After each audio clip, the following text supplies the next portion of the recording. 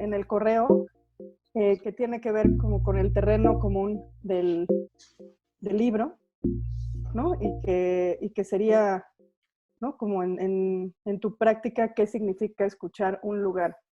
Uh-huh. Esa es la primera. Pues creo que o sea, en mi práctica, en términos generales, escuchar un lugar tiene que ver con un ejercicio de lectura, ¿no? Particularmente los lugares que yo escucho en mi práctica así, artística en general son más bien archivos, ¿no? En general creo que trabajo más con archivo que con lugares específicos, ¿no? Es decir, arquitectónicamente hablando. Pero pues en los archivos hay representaciones gráficas de los espacios también, ¿no? En el caso particular del proyecto del libro, yo lo que hice fue, pues al final lo mismo, o sea, escuchar al archivo, porque en realidad no estuve en el espacio del pabellón del que me tocó escribir físicamente, y esto me pasa muy a menudo, que pues por una u otra razón no estuve donde tenía que estar, y entonces tengo que pensar ese lugar o ese espacio desde su registro, ¿no? Desde el archivo de su registro. Y en general me gusta actuar como una especie de arqueóloga, pero sin demasiada base científica, ¿no? Como ir pues viendo en los detalles de las imágenes lo que hay y cómo puedo leer eso. Y también sí, en este caso en particular de este proyecto, sí intenté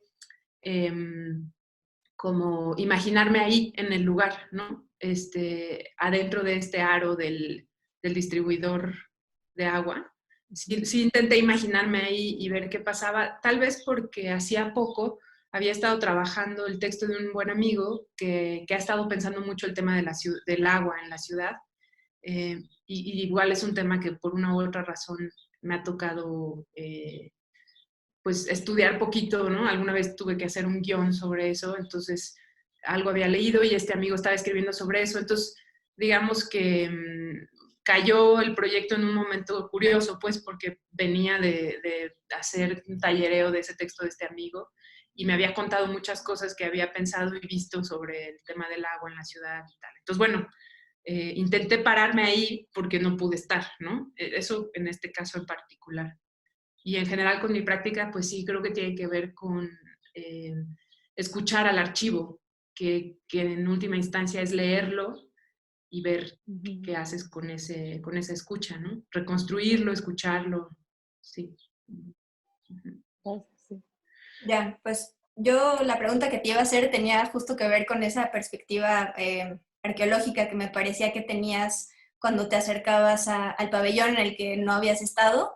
Pero bueno, pues como ya nos hablaste de eso, haré otra que, bueno, ya abordando la historia que cuentas en el texto. La historia es acerca de una cabeza atormentada que va a distintos médicos para encontrar alivio a sus malestares. Y bueno, un médico le aconseja eliminar la imaginación, otro le aconseja eliminar la razón y otro la memoria. Y la pregunta es, ¿por qué te interesaba abordar estos tres elementos? ¿Por qué estos tres elementos del pensamiento humano era algo que te interesaba abordar como cosas que había que eliminar de ese pensamiento? Sí. Bueno, o sea, hice un ejercicio bastante experimental con el texto. El cuento original es un cuento de Emilia Pardo Bazán, ¿no? De hecho, pedí que firmáramos las dos, aunque ella no sabe, ¿no? Ni lo sabrá. Pero, pero bueno, digo, regreso a eso porque a lo mejor vale la pena explicar el procedimiento, ¿no? Me quedaba claro que lo que podía hacer, tal vez por las investigaciones que he estado haciendo últimamente, tenía que como irse medio hacia algo tipo ciencia ficción, ¿no? Y en un afán también de reivindicar la literatura femenina, pues había estado buscando literatura escrita por mujeres sobre ciencia ficción, etcétera, ¿no? Entonces, bueno, eventualmente di con este cuento, que algunos consideran ciencia ficción y otros no, pero eso no es importante en realidad para nuestra conversación. Y elegí hacer un procedimiento muy particular que es el de la amplificación, ¿no? Entonces, o sea, el cuento ya tenía esta estructura de la cabeza, los tres doctores, y estas cosas del pensamiento que me preguntas, ¿no? Que al final pues lo dejan tarado, ¿no? A la cabeza porque le quitan todo al no saber cuál es su problema, ¿no?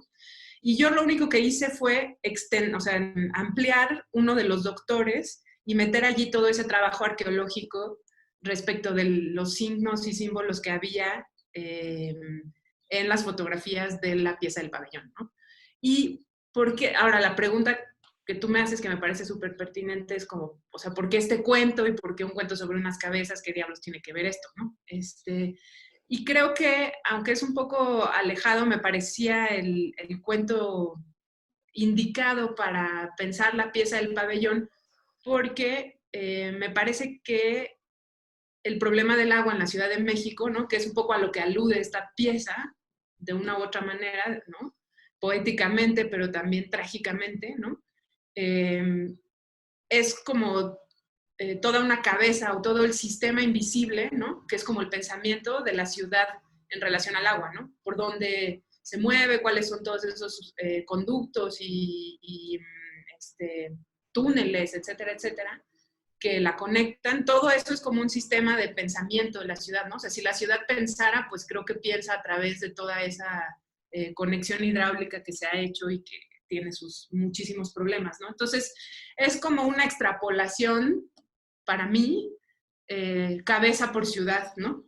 Un poco. Y luego, entonces, la pieza del pabellón metida en esa cabeza, ¿no? Como para pensar el problema del agua, pues, ¿no? Algo así. No sé si respondo bien, pero... Sí, sí. No, sí, pero sí, creo que estás tocando varios de los temas que justo nos interesaba que entraras a hablar un poco más de ellos. Incluso ahorita que dices cabeza por ciudad, yo pensaría también cabeza por infraestructura de ciudad, más ¿no? bien, O sea, sí. que es, al final estos paisajes ocultos a los que entra el túnel, ¿no?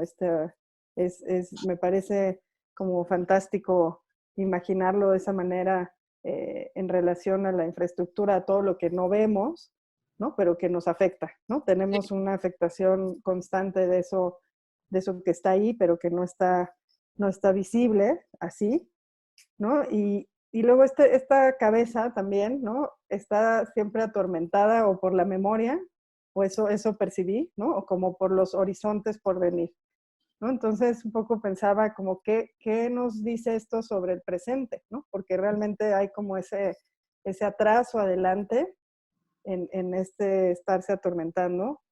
Y sí, ¿qué pensarías en relación o qué piensas en relación a ese presente, ¿no? ¿Cómo habla del presente eso? Uh-huh. Bueno, yo, o sea, creo que, pues en términos de presente se me ocurren así dos cosas. Una es que digamos, no sé si, no el fin del mundo, pero los problemas asociados al fin del mundo en términos de la crisis climática en la Ciudad de México sin duda van a empezar por el tema del agua, si no es que en realidad más bien ya son un tema, ¿no?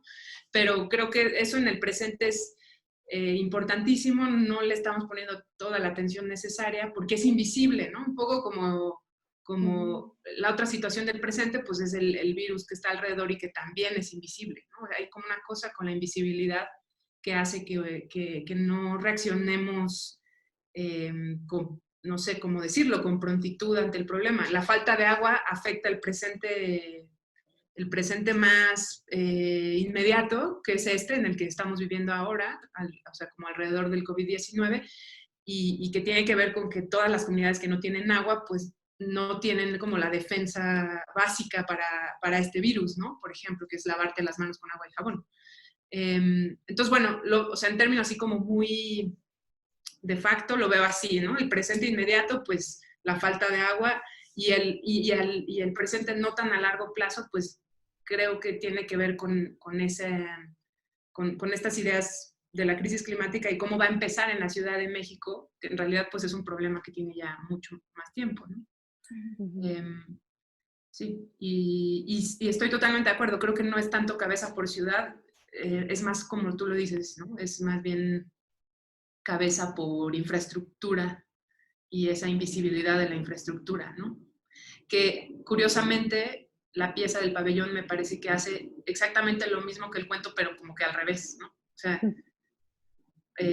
aquí es invisible y ellos lo que hacen es agarrar el aro y a ver, aquí está, ¿no? Véanlo, es de concreto, pesa no sé cuántas Sí, toneladas. 40 toneladas, sí, ¿no? Sí. Es esto multiplicado por 42,000 o no sé cuánto, ¿no? Es otro ejercicio, es como más metonímico, ¿no? O algo así, que el cuento, ¿no? Sí. Sí. Y bueno, tal vez sí puedas hablarnos un poco de tu interés en la ciencia ficción como género narrativo y sobre todo en esa ciencia ficción escrita por mujeres, porque he visto que últimamente hay como mucho interés por el trabajo de escritoras como Ursula Le Guin o como Donna Haraway o como Octavia Butler, que justo Sí, desde la ciencia ficción trabajaron cuestiones de índole filosófica. sí, sí, sí. Pues mira, en mi caso particular, a ver, ¿cómo estuvo la cosa? Estoy tratando de pensar. Yo creo que en mi trabajo, en mi práctica artística, pues, hace unos 2 o 3 años, yo creo que como 3, ¿qué años 20, sí, como desde el 17, poquito antes, em, empecé a hacer como, sobre todo, mucha investigación respecto de la idea de futuro, ¿no? Y hice algunos proyectos que tenían que ver con el futuro. Uno de ellos fue trabajar con niños en escuelas primarias para que inventaran palabras para el futuro, palabras que no existen, pero que vamos a necesitar para discutir los problemas del futuro, y todo muy en relación al problema de la crisis climática, ¿no? También reescribí un libro de tablada de haikus, que fue un proyecto que curó Daniel Garza Usabiaga, ¿no? Y entonces como que actualicé el papel que tienen en los haikus de tablada la naturaleza, pero 100 años después, ¿no? Que ahora vivimos una crisis enorme, bla, bla, bla, ¿no? Entonces, digamos que empecé pensando en futuro y lenguaje, y eso me fue llevando hacia temas de ecología o crisis climática, y a su vez, desde que pensé en futuro y lenguaje, la ciencia ficción apareció ahí así como ¡plin!, ¿no? Yo había sido lectora ávida de ciencia ficción en la preparatoria, ¿no? Había leído así como varios de los libros, 1984, curiosamente todos escritos por hombres los que yo leí, ¿no? Y 1984 fue importante para ese proyecto de las palabras de los niños, porque en ese libro se planea qué es lo que va a pasar con el lenguaje, y el diccionario se reduce por completo para poder controlar mejor el pensamiento de los seres humanos, etcétera, ¿no? Entonces, como cuando empecé a pensar en futuro y lenguaje, en esa mezcla, yo siempre trabajo con la idea del lenguaje y sus límites, y el futuro pues es uno de los límites del lenguaje, apareció la ciencia ficción. Y bueno, también pues la reflexión feminista pues me ha venido acompañando también ya desde hace algunos años, pero a lo mejor con mucho más fuerza, justo desde hace unos 3, 4 años, 5 ponle, tal vez, me ha venido como acompañando más fuerte, y en un intento pues también de pensar desde la equidad, ¿no? Empecé pues a buscar y a leer ciencia ficción femenina, y a escuchar cosas. Bueno, hay un podcast por ahí súper buenísimo de ciencia ficción y feminismo, ¿no? En fin, como que se dio naturalmente toda esa juntura de cosas que me han traído desde, digamos, de 2017 o final del 16 hasta aquí, hoy, ¿no? Y entonces, claro, cuando veo eso del pabellón, pues no puedo más que imaginar algo, pues, de ciencia ficción, ¿no? Ahora, tampoco me considero experta ni nada, ¿eh? O sea, son como o sea, las entiendo esas como este cuento que interviene de Pardo Bazán, pues para mí es como un primer intento de hacer algo con ciencia ficción ya más directamente, ¿no? Antes era más cosas con futuro, crisis climática, y ahora se está juntando con esto de la ciencia ficción. Yeah. Algo así. Oye, y por último, o sea, algo también relacionado a eso, porque me parece súper interesante el ejercicio como lo describes de un experimento de amplificación, que también tiene que ver con una suerte de apropiación, obviamente, ¿no? Como de partir de ahí.